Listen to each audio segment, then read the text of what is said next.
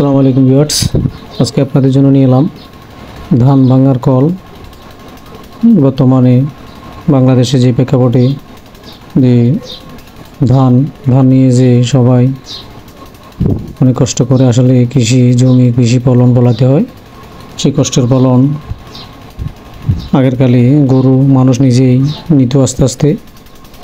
এখন প্রযুক্তির উন্নতির প্রসারের ফলে মানুষ মেশিনের সাহায্যে ধান মাড়াই করে। দেখেন, ভিডিওটা দেখলে দেখবেন, হয়তো দেখেছেন।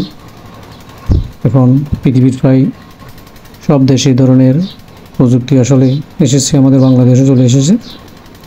আগে মানুষ অনেক কষ্ট করে ধান নিত, এখন আর কষ্ট হয় না। ধানগুলো কাটে নিয়ে আসার পরে মেশিনের সাহায্যে আস্তে আস্তে মাড়াই করা হয়।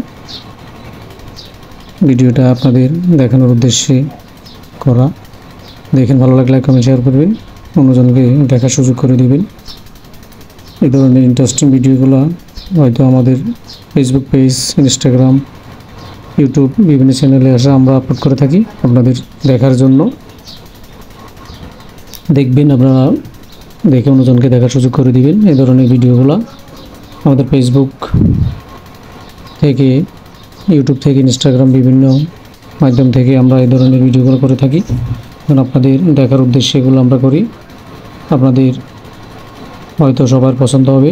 এই ভিডিওতে দেখেন কি সুন্দর করে একজনে ধান উপরে দিতেছে, একজন মেশিনের ভিতরে দিতেছে, কেউ ধান আস্তে আস্তে নিতেছে।